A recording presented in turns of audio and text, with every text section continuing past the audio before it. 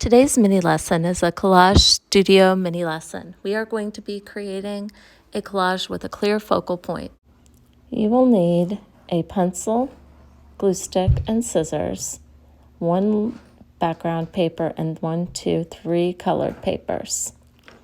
First, I need to write my name on my background paper, as well as my class code, which I would add right next to my name. Then I will flip my paper over to the side that I'm going to work on. I've got my 3 colored pieces of paper. I'm going to take the first one and just cut it into 2 pieces and lay those to the side. I'm going to take my next one and tear into a few pieces. And I'm not really sure about this one. I think I might cut some zigzag lines. You can see my cat milling about. My pieces are cut and torn, so now I'm going to arrange them on my paper.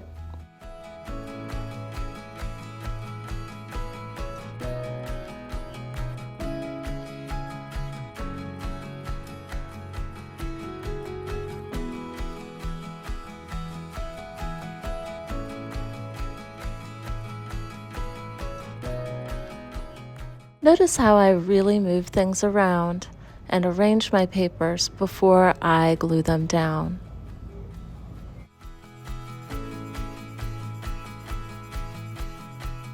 I'm going to flip over the shape and put a line of glue around the edge on the back of the shape.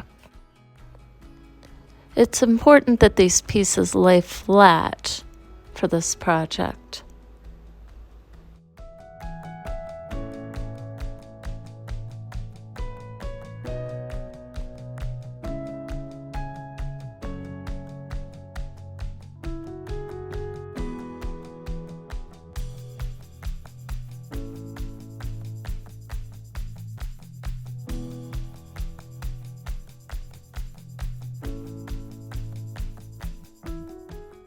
Now I'm going to take a Sharpie and I'm going to draw short lines along the edge of each paper. These are meant to look like the papers are sewn together.